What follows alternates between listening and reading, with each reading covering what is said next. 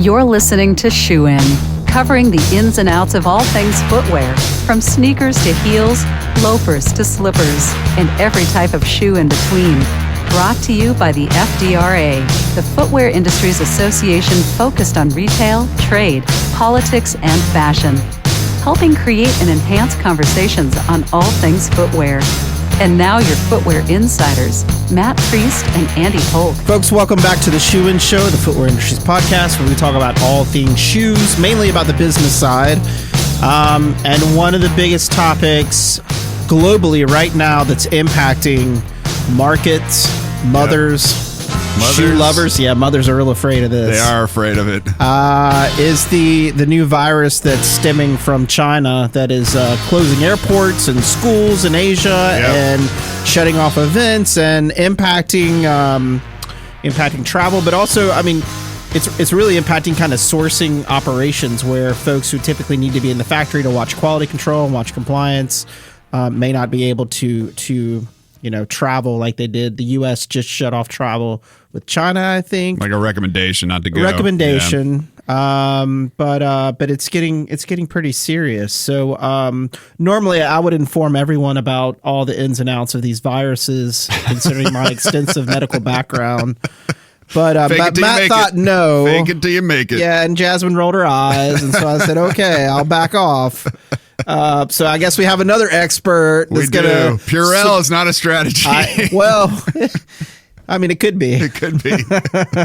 Well, Andy, I'm glad, there's two things I'm excited about having this episode, because one is sourcing is something we talk a lot about. We source almost 70% of our product from China. And we weren't at FDRA during the SARS epidemic, but when you talk to people, that still haunts kind of the industry as it relates to how things shut down and things kind of ground down to a halt. Yeah. So that's one thing I want to talk about, what's going on out of China right now. And this is a special episode that we're dropping on the fly. Secondly, I always like getting my relatives on the show. Yeah. And I've had a reason to have my parents on, and I had a reason to have my daughters on, but I never thought I'd have a reason to have my brother on, who's an infectious disease doctor. And that's Dr. David Priest, who's Senior Vice President and Chief Safety, Quality, and Epidemiology Officer at Novant Health out of North Carolina. Dave, welcome to the Shoe In Show. We're glad that you are on and that you have the expert, that you spent years and years in medical school for this very moment to inform us as to what's going on in China. Absolutely, and certainly excited to be here. It's nice that finally our two careers, infectious disease and footwear, can intersect at this point. That's right. So happy to be here and share what I know. So let's get right to it. So we have this virus, people are freaking out. It's in China. Can you kind of just give us, as a doctor, calm our nerves and just kind of give us the details as you see them, as what this virus is and what's currently happening within the country of China?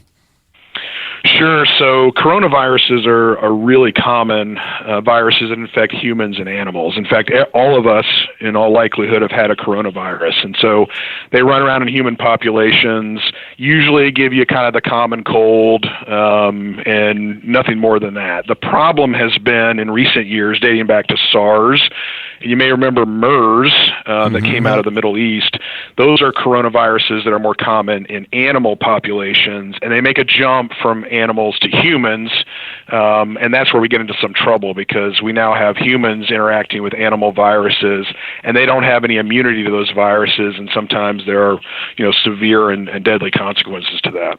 So we had this market in Wuhan, this illegal kind of animal market, and that's where all this kind of mixture came. Can we call it the snake flu? Can we call it the snake flu? That's a good question.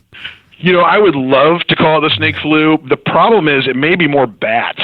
So we've been fans of Batman for many years, but unfortunately bats are often in the life cycles of these coronaviruses that make the jump to humans. So SARS and MERS, bats were implicated in the life cycle of both those viruses. And my guess is when this is all said and done, bats will be one of the primary animals that were involved in this problem. Bat flu. So as bat flu, exactly. Not even Batman's immune from bat flu. Let me ask you this though: we're and knowing that it's hard to predict the future, but we've had over 100 deaths.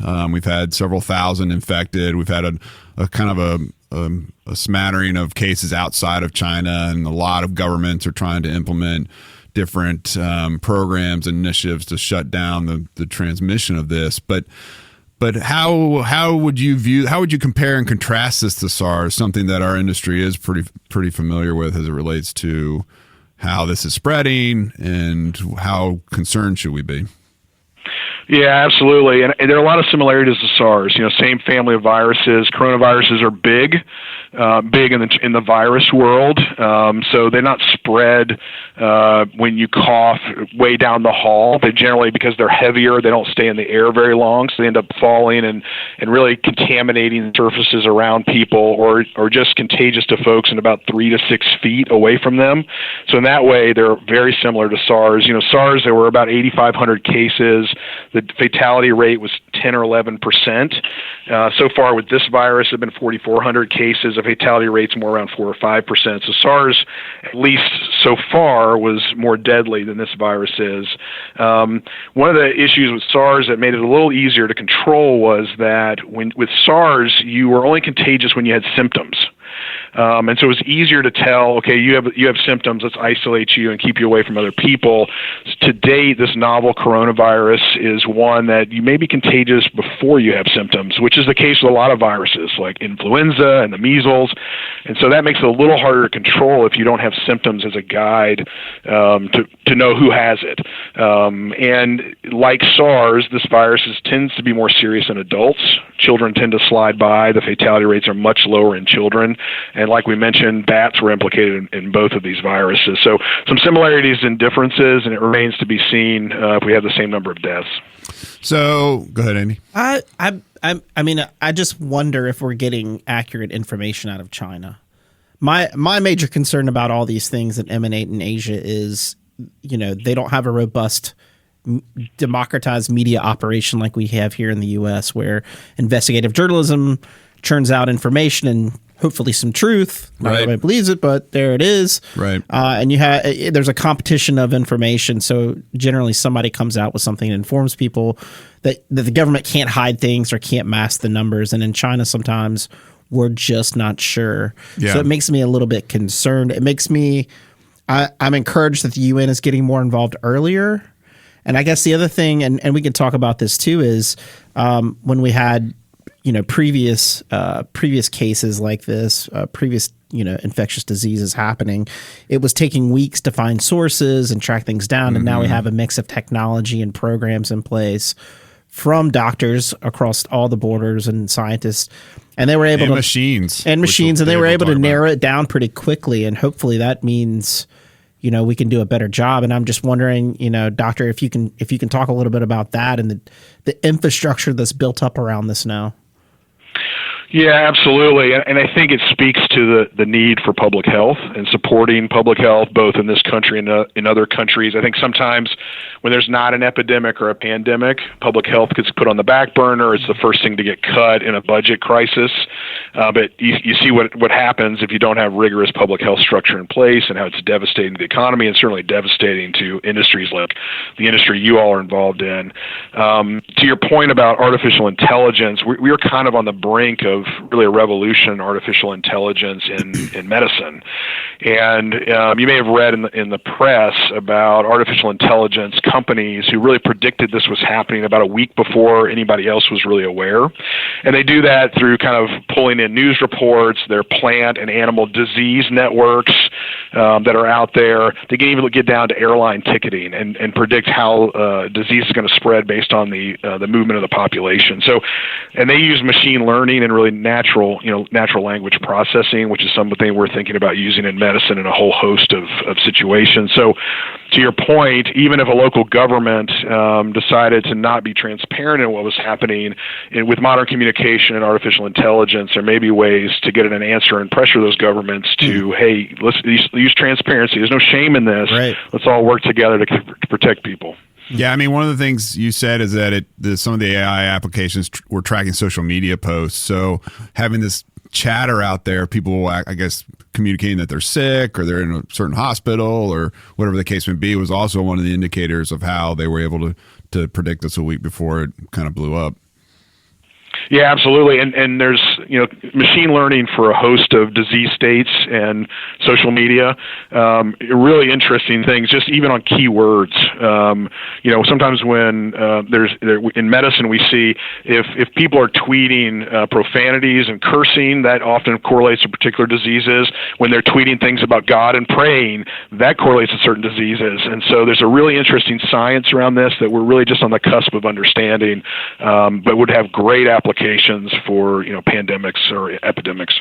So you're a footwear company, an American footwear company based here in the States. You've got an office in Hong Kong, a sourcing office in Dongguan, China, which is kind of the typical kind of. You have an HR office in Hong Kong, a sourcing operation in Dongguan. That's kind of the typical way in which companies are organized. Dave, how would you advise American companies to think about the movement of their people, the movement of goods? Are there things, what kind of precautions should our companies be taking now, as you said, if you're advising some of these companies, which you are now, because now this is the Shoe Industry's podcast and they're listening intently to your advice? Yeah, absolutely. I will tell you this week, CDC raised their concern level over coronavirus to level 3, which is avoiding non-essential travel. So my advice would be to avoid non-essential travel at this point, and monitor the situation closely. I think if people absolutely had to go, they would, hand hygiene is super important. Wearing a mask is important. We don't know exactly how this is going to play out in terms of how contagious it is, how long the incubation period is. It's estimated it's 14 days. There's a lot of unknowns about this. So if I absolutely had to go into China today, I would wash my hands heavily. I would wear a mask, and I would, try to avoid Wuhan City as best I could. But at this point, it's really an evolving situation, and we're not going to know more. I would probably just monitor it from home if possible. And how long do you think this will play out? What's the kind of the typical burn rate for something like this? Well, I think it's probably going to take several months to get our arms around it. I think a lot of proactive steps have been taken. I think the Chinese have been, cooperating in that regard. I mean, look, it was the perfect storm for them, right? You have a very large city. It has modern transportation going in and out. Animals and humans are mixing together. The syndrome that this disease causes is very vague, right? Fever is a very nonspecific sign. Cough is a very nonspecific symptom. People with this infection can be totally asymptomatic all the way up to having severe pneumonia and near death. And oh, by the way, it's in the middle of a respiratory virus season where, hundreds of thousands of people just have the flu or common colds already. So, and oh, by the way, there's no lab test. So, by the way, everyone's traveling for. Wait a minute, I've heard this before. And that's why it's been such a struggle. I've heard this before. It's on Ghostbusters. Bats and humans living together, complete chaos. Dr. Vakeman. I've heard this before. Doctor, let me just say, from my expertise, we may not want to put our arms around this virus, as you say. We might want to keep it at arm's length. Yeah, exactly. Keep your arms away from it and your face. Oh, man. This is, we were making humor of it, but I mean, in bad situations, you have to make some humor of it in order to talk about it. But there are deaths occurring, unfortunately, around the world when this happens, and we would follow governmental advice on looking at your travel schedule. Yep. CDC.gov, state.gov. Check it out before you book any travel. Yeah, and I think I would think about relative risk too, right? I mean, I think this is a serious situation. It's being taken seriously. But we also think about the thousands of people that die around the world every year from influenza. And because it happens every year, we don't pay a lot of attention to it anymore, or we don't. It's all relative, right? So while this is a serious situation, it pales in comparison to some of the other infectious disease problems around the world, including influenza and malaria and other problems. So there's also it has to be relative, right? We want to take all of it seriously, but we have other situations that are much more deadly. It is. I mean, it is true though. We have socialized ourselves to like the flu, right? Everybody is. And that's in some ways, it's a good thing because people are more aware. More people are hopefully getting more shots. you still have the fake flu people who don't get the shots because they don't believe in that or whatever, and that's all right, cool, I guess.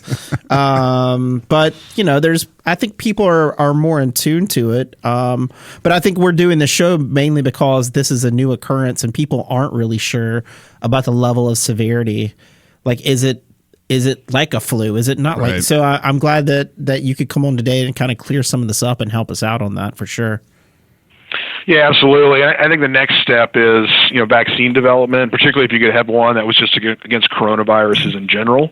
So a vaccine that would give you some protection against any novel coronavirus, SARS, MERS, 2019 novel coronavirus would be really beneficial, particularly for folks that are, traveling to Asia. And as an infectious disease doc, my other advice for folks in your industry is, see a travel health professional before you go. It can be really helpful. And I have relationships with a number of patients who do a lot of traveling to China, and you can get make sure you get the right immunizations. You're protecting yourself, up to date and up to the minute information about what's going on at the site, and that's really a helpful thing to do. I think some people think, I don't really need that, but it's really nice to at least once go talk to a travel health professional. Yeah, it is nice. When I worked in the government, I would travel to the State Department and they had a whole office, and they said, all right, you're going to Africa? Here's what you need. And they how do you find them? You just Google search someone like a travel doctor or something like that? Yeah, or travel You clinics. can. There are private clinics and there are infectious disease doctors everywhere that do it. And it's really fun for us to do it because we're living vicariously through people going to cool places, which is really nice. And usually, people have got something neat they're doing or some cool business thing they're doing. And there's some shots you need once and some you need to have boosters for. And it's always better to be, protect yourself if you're able to. So with that, I think we were talking about what shot you got, what shot you getting. Why don't we pivot over and have a little fun, because it's a rare opportunity to have my brother on our podcast to see to Jasmine's world famous segment. Let's see how the priests measure up. I know Matt has a closet full of shoes, and that's not even his wife's closet. That's his own closet. Totally. Yeah, David, It's embarrassing. David, we do a segment where we got what you're getting, and we basically say like what shoes we have on our feet now and what shoes we are expecting to get. I'm very interested to see, in comparison to your brother, what kind of shoes you have on and what kind of shoes you're interested in getting. I have on a pair of Nike 270s today, but I'm thinking about getting some new Air Force Ones, so that's like on my list. What's on yours, David? Well, I'm currently wearing a worn-out pair of Clarks, because that's what shoes? doctors do. And I certainly don't have the knowledge that you all have. But you know what? When this question was posed to me, I was thinking, you know what I'd like to get? In 1985, I'm going to show my age here, I got one of the first generation Air Jordans. And I got the blue and black ones. Mm-hmm. Okay. And I was in the 7th grade. I don't know if Matt remembers this. And I told one too many people I'd gotten those shoes, or I set them somewhere at gym class or something, and I owned them for about 30 hours. Oh, no. I remember. You remember this? I did. And they disappeared, and I was heartbroken, and I never got another pair, and I see they make them now. Yeah, Yes. reissued And so multiple that's times. what I need to get. I would walk around for weeks at school looking down at people's feet to see if I could find the culprit who was wearing my shoes, and I never found I think them. those were the ones, 85. Yeah. Those were Jordan 1s, blue and black. Yep, blue and black. I just bought some blue and black ones. Man, the mean streets of Havelock, yanking your shoes. Man, that's a Yep. good story, though. I want you to have those now. His birthday's gonna get coming some up. of those. The Yeah. pressure's on me. I know where you can get some knockoffs. Wuhan. Probably. No, we can point you in the right. Make sure you wipe them direction. down. All right, so what I have on, I have a customized pair of Vans I made. So I went on an anniversary trip with my wife and was in a church in Kennebunkport, Maine, the St. Anne's Episcopal Church, which is like the Bush family church. They had this cool stained glass of Jesus pulling Peter out of the water because he lacked faith. And so I threw that stained glass on the side of my Vans, and I'm about to head to the Sea of Galilee itself. So I'm going to sport my custom Vans with stained glass with Jesus on the Sea of Galilee, at the Sea of Galilee. It's going to be cool. Yes. what I want is, I'm not quite sure. I need to take a break from buying shoes. It's my goal for 2020. But I will have to admit in front of my brother that for Christmas, I was going to get him, Nike was dropping a shoe with like the medical insignia on it for nurses and doctors. Yes. So I notified myself to buy him a pair for Christmas, and I went in like 2 minutes and they were sold out. Yeah. Wow. Totally sold out. So I'll have to keep my eye out for him, Dave. Yeah. Well, that kind of ties into, I really think that I should be named the official infectious diseases provider of the Shoe In podcast. Yes. And I think there are other topics we could talk about. I was going to bring that up: shoes for healthcare professionals. Well, there you go. And if you're, I know you're not down for this. We could also talk about other infectious diseases of the feet. That would be really good. That would be good. Yeah, just send us your headshot. We'll put you on the website. Yeah, exactly. Diabetic foot infection, nail fungus, athlete's foot. We got it all, man. Sounds delightful. I've learned a lot today. I thought the coronavirus was the Mexican beer hangover that you had, not the actual infectious virus from bat flu. No. But I do have bat flu catches on as a hashtag. You think so? Maybe. Yeah. I mean, just one whisper on the kids on the street. You know how my influence is in And it DC. spreads around, man. Just Like take the off. virus, it spreads around. Yeah, exactly. Well, Dave, I thank you so much for coming on. We had a lot of fun. You're very educational, informational, and we appreciate your expertise. Years of medical school and residency and dealing with people's infectious diseases. Lots of student loan culminated debt. at this point, so we really appreciate it. Yeah, while Matt was screwing off, I was doing that stuff. Oh, man. Folks, thank you very much for listening to this very important episode. I know we're having some fun with it, but this is a serious concern, as the doctor has said. Stage 3 now at this point, as this podcast is launched. Make sure you go to governmental websites and check where the advisories are, where the government is saying. Right now, there is a travel advisory. Make sure you stay safe when you do travel, even beyond this period in time. When you're traveling, I think it is a good tip that we talked about, is having travel doctors. Make sure that all your shots are in order. Make sure you know what precautions you should take from wherever you are traveling around the world. And as always, if you have questions about this episode, please let us know. Also subscribe and drop us some lines as to what you would like to hear on upcoming episodes. We now have, this is really cool, Matt and Jasmine, we now have voice capability on our website. So shoeinshow.com, you can actually drop us a voice note. If there's a question or comment that we think is super cool, we'll actually play it on air and talk about that. But go to shoeinshow.com. You'll see the little icon that says leave a voicemail or leave a voice message. And that will come into our inbox, and we can hear you communicate with us by voice and then respond on the show. So with that, everybody out there, stay safe, wash your hands, and until next time, Shoe In is out. Shoe In has been brought to you by the FDRA, the Footwear Industries Association focused on retail, trade, politics, and fashion, helping create and enhance conversations on all things footwear. For information about FDRA, visit fdra.org.